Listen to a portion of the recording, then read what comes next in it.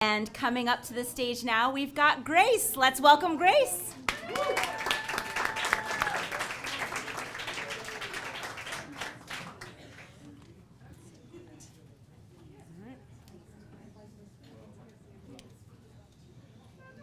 Okay, so there I was with my back to the wall, cornered, if you will, outnumbered 5-1. It was pretty clear I was going to take a beating.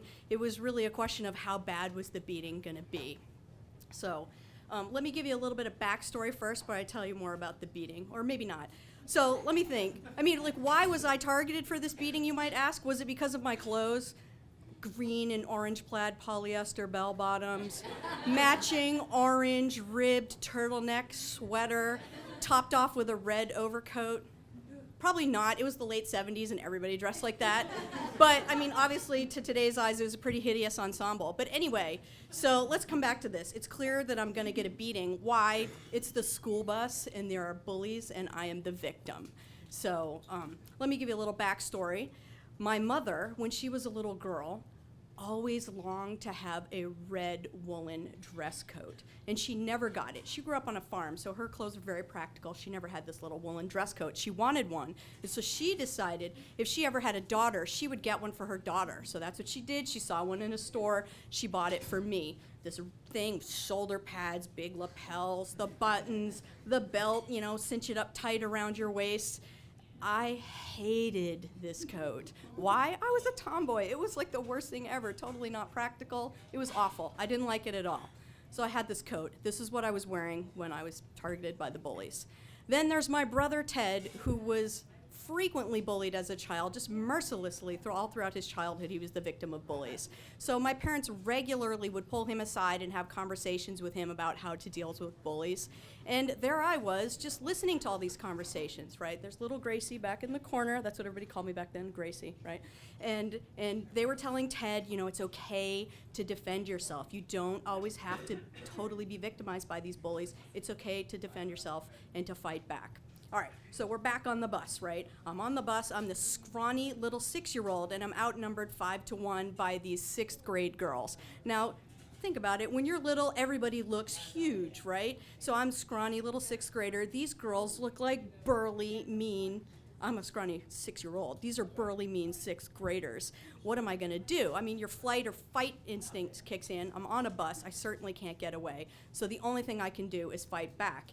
And I really clearly didn't have any well-defined exit strategy, but the one thing I do know is that I have this coat, and this coat can help me get out of this situation. So, you know, it started with the pinching, the poking, the slapping, the hair pulling. It was only a matter of time before it escalated with them kicking me and punching me. Obviously, it was, you know, a full-fledged beating. So I get off the bus, and I go into my mother's house. My house too, obviously. And my mother looks at me and she's horrified because I've got spit all over me and I'm covered in bruises and she can't figure out what happened. But she was the school nurse for the district, so she knew how to mobilize. She called the principal, she called the school bus driver coordinator, she called all the parents of the 5 girls involved, and we had a meeting the next morning at 7:30. We walk into the meeting and my mother was a little embarrassed because as she looked around the room, she saw that these girls had taken a far greater beating than I had. How, you ask? That is the question. How could I have triumphed over these 5 burly 6th grade girls? Well, have you guys seen The Return of the King, the 3rd installment of the Lord of the Rings movie? You know the King of the Nazgul, you know, the ring wraith there? You know, that badass mace that he had, that he whipped people with on that battlefield? Well, my red coat had this belt that had this huge metal buckle on it. And I wielded that sucker like a medieval mace. I whipped them with it. I ripped out earrings. Obviously, they were covered in welts from head to toe.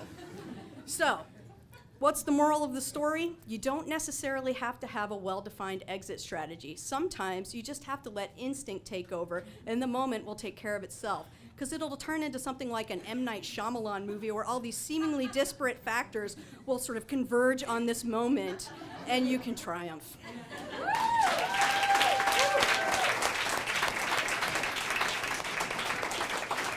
I don't know about about you, but the next time I go on a bus, I'm riding with Grace.